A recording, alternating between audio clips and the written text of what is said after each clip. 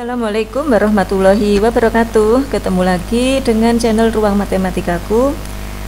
Adik-adik, setelah kita belajar tentang ukuran pemusatan data, sekarang kita belajar tentang ukuran letak data, yaitu median, kuartil, desil, persentil dari data berkelompok.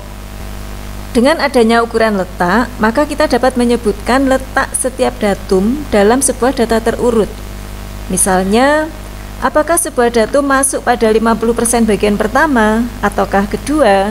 Itu nanti kalau kita membahas median.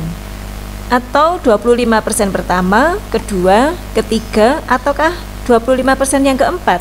Itu jika kita menentukan kuartil, ya. Dan seterusnya. Jika data lebih besar lagi, kita bisa menentukan desil sehingga kita bisa menentukan sebuah datum itu masuk pada 10% pertama, kedua, ketiga, dan seterusnya, atau masuk 10% data teratas. Itu fungsi kita mengetahui ukuran letak sebuah data. Di video ini nanti kita akan melihat gambaran di manakah letak median, kuartil, desil, dan persentil dalam sebuah data.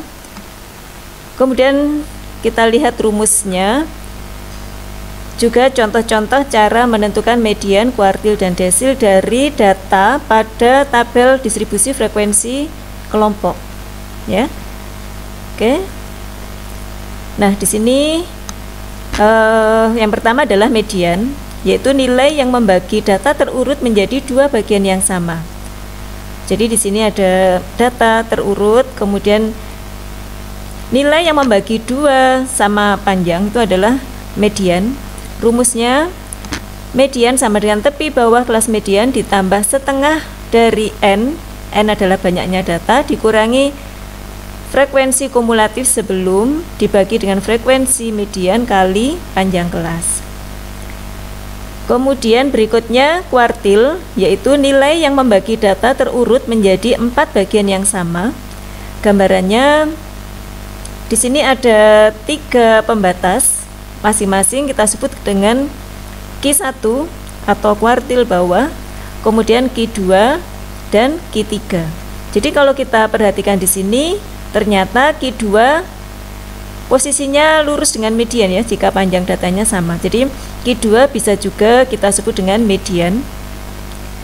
Rumusnya ini QI sama dengan tepi bawah QI ditambah I per 4 kali N dikurangi FKS dibagi dengan frekuensi QI kali P. Nah, I di sini urutan. Jadi kalau misalnya pada kuartil berarti I-nya adalah 1, 2, 3. Sehingga di sini ada 1 per 4 N, 2 per 4 N, dan 3 per 4 N, ya. Macamnya ada Q1, Q2, dan Q3. Kemudian berikutnya desil, yaitu nilai yang membagi data terurut menjadi 10 bagian yang sama. Nah, jadi di sini ada D1 akan membatasi data 10% di bawah. Kemudian D2 akan membatasi 20% dari bawah atau 10% kedua, ya. Kemudian D3 adalah membatasi 10% bagian data yang ketiga atau 30% dari bawah, ya, dan seterusnya sampai D9, ya. Ini rumusnya. Kemudian berikutnya adalah persentil. Jadi jika datanya besar sekali, ya, maka mungkin akan ditentukan persentil, ya, yaitu nilai yang membagi data terurut menjadi 100 bagian yang sama. Jadi ini besar sekali, ini tidak digambar semua bagiannya karena terlalu banyak, ya. Nah, di sini ada P1, P2, P3, dan seterusnya sampai P99, ya. Ini rumusnya. Nah, di antara 4 macam ukuran letak ini, median selain digunakan sebagai ukuran letak data 50% atas dan bawah, median juga bisa digunakan sebagai ukuran pemusatan selain min dan modus, ya. Jadi karena di sini hanya satu ukuran dari sederetan data terurut, ya, maka median ini juga bisa digunakan sebagai ukuran pemusatan tergantung konteksnya. Jadi misalnya di manakah data cenderung memusat ditinjau dari mediannya, maka bisa juga median ini digunakan. Oke. Kalau kita perhatikan rumus ini polanya sama, jadi mulai dari depan ini semua adalah tepi bawah kelas median. Kalau memang mencari median, ini tepi bawah kelas Q I ya, kuartil ke I, ini juga begitu. Nah, kemudian berikutnya ini kalau memang median setengah N, kalau memang kuartil I per 4N, jadi kalau misalnya Q1 berarti 1/4, Q3 berarti 3/4 N, dan seterusnya. Begitu pula untuk yang ini I per 10, ini I per 100 kali banyaknya data. Sedangkan yang lain sama. Untuk lebih jelasnya nanti di contoh kita bisa perhatikan. Nah, sebelumnya kita berikan keterangan-keterangan untuk rumus.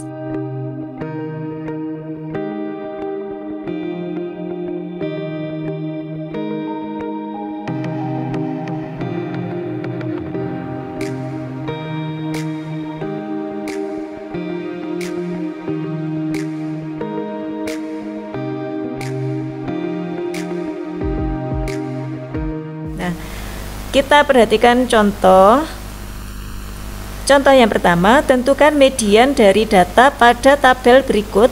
Ini data pada tabel distribusi frekuensi dengan 7 kelas.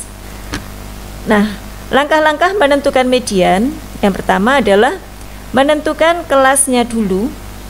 Jadi tentukan kelas letak median dengan cara buat kolom frekuensi kumulatif kurang dari sama dengan batas atas. Sebenarnya untuk frekuensi kumulatif bisa juga kita istilahkan frekuensi kumulatif kurang dari ya. Namun kalau kurang dari di sini harus tepi atas. Jadi tidak menjadi masalah di sini. Nah, kita buat kolom frekuensi kumulatif. Kita ingat bagaimana cara menentukan frekuensi kumulatif, yaitu ini 3. Jadi frekuensi kumulatif, frekuensi yang kurang dari sama dengan 59 ada 3. Kemudian di sini kita bacanya adalah frekuensi atau banyaknya nilai yang kurang dari sama dengan 64, berarti 3 tambah 5 8 dan seterusnya, ditambah 9 17 ditambah 15 32.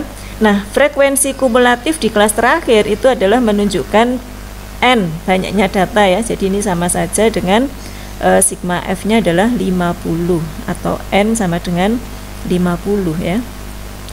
Sehingga langkah berikutnya, kelas median adalah kelas dengan frekuensi terkecil yang lebih dari sama dengan setengah N. Jadi kalau memang pertanyaannya itu median, berarti kita cari setengah N, berarti setengah dari 50, yaitu 25. Kita tentukan kelas dengan frekuensi terkecil yang lebih dari 25, yaitu ini ya. Jadi frekuensinya yang lebih dari 25 namun yang terdekat, yaitu 32 ini. Berarti kelas yang keempat ini adalah kelas median. Nah, kalau sudah ketemu kelasnya seperti ini, maka kita menuju rumus untuk menghitung median, yaitu median sama dengan tepi bawah kelas median ditambah setengah N dikurangi FK sebelum dibagi dengan frekuensi kelas itu kali panjang kelas. Kemudian kita perhatikan kelas ini, kita fokus ke kelas ini, kita dapatkan tepi bawahnya 69,5, kemudian setengah N berarti kita tulis setengah kali 50. Nah, ini FKS itu adalah ini ya. Jadi frekuensi kumulatif sebelum kelas. Nah, ini 17. Nah, kemudian F median maksudnya ya, itu adalah frekuensi kelas median. Jadi 15 ini yang kita tuliskan di F median ini ya. Kemudian kali panjang kelas. Panjang kelas di tabel distribusi ini adalah 5 ya. Nah, sekarang kita hitung median sama dengan, nah ini bisa kita bagi pembilang dan penyebut sehingga ini menjadi 3. Kemudian ini kita hitung setengah kali 50 adalah 25. 25 dikurangi 17 adalah 8/3.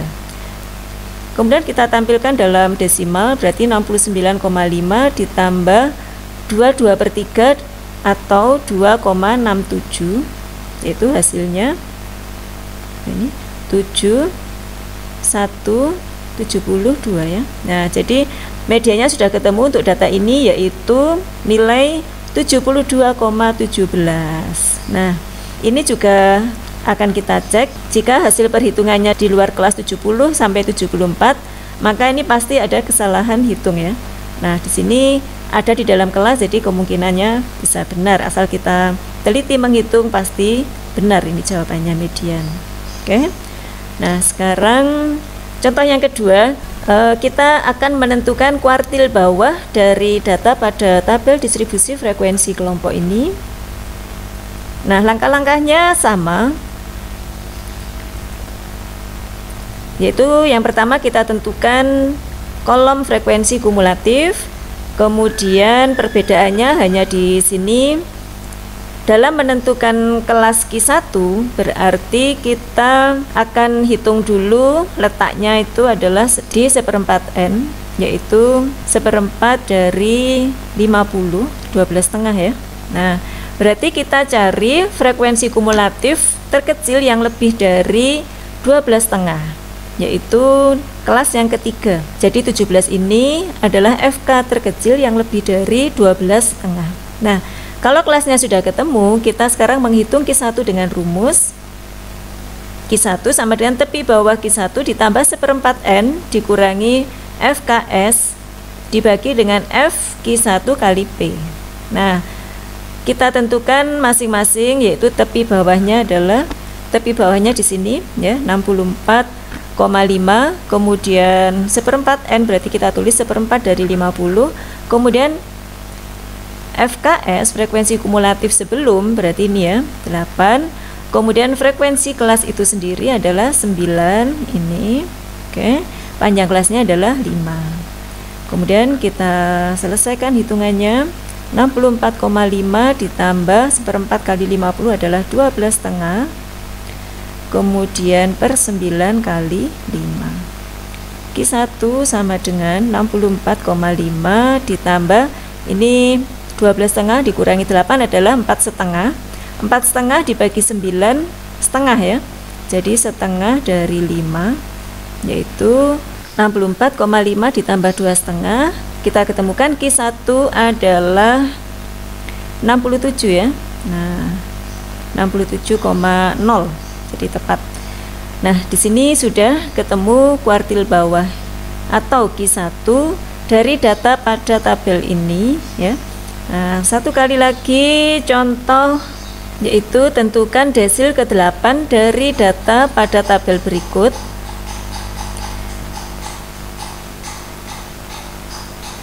Jadi datanya masih tetap, langkah-langkahnya juga tetap ya. Jadi yang pertama kita buat kolom FK. Perbedaannya hanya di sini, bahwa menentukan kelas di sini kita tentukan kelas dengan FK terkecil yang lebih dari 8/10 N. Jadi kalau di situ N-nya 50, 8/10 N berarti 8/10 dari 50 yaitu 40 ya. Nah, maka kita ketemukan FK terkecil yang lebih dari 40 adalah 42 ini. Maka kelas D8 adalah kelas ke-5 ya, 75 sampai 79 ini.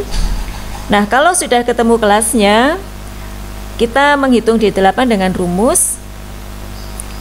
D8 sama dengan tepi bawah kelas D8 ditambah 8/10 kali banyak data dikurangi frekuensi kumulatif sebelum dibagi dengan frekuensi kelas itu kali panjang kelas. Nah, sekarang kita tuliskan tepi bawahnya adalah 74,5 ditambah 8/10 kali 50 dikurangi FKS frekuensi kumulatif sebelum kelas, kemudian dibagi dengan frekuensinya sendiri ya, per 10 kali panjang kelas kali 5. Jadi D8 adalah 74,5 ditambah di sini 40 ya. 40 dikurangi 32 adalah 8/10 kali 5, yaitu 74,5. Di sini 40 dibagi 10 adalah 4, sehingga D8 ketemu 78,5. Jadi ini adalah contoh menghitung desil ke-8. Nah, dengan mengetahui nilai D8 78,5 ini, kita juga bisa menjawab pertanyaan misalnya, apakah nilai 79 masuk ke 20% kelompok atas? Kalau kita lihat kembali gambaran dari desil, maka D8 itu posisinya di sini ya. Nah, di sini 78,5. Nah, sehingga 79 itu lebih dari 78,5. Jadi ini 20% kelompok atas ya. Nah, sehingga 79 masuk ke 20% kelompok atas ya. Nah, ini contoh pertanyaan terkait ukuran letak yang baru saja kita tentukan. Oke. Sampai di sini pembahasan kita tentang ukuran letak data pada tabel distribusi frekuensi berkelompok. Selamat belajar, sampai jumpa pada video berikutnya. Wassalamualaikum warahmatullahi wabarakatuh.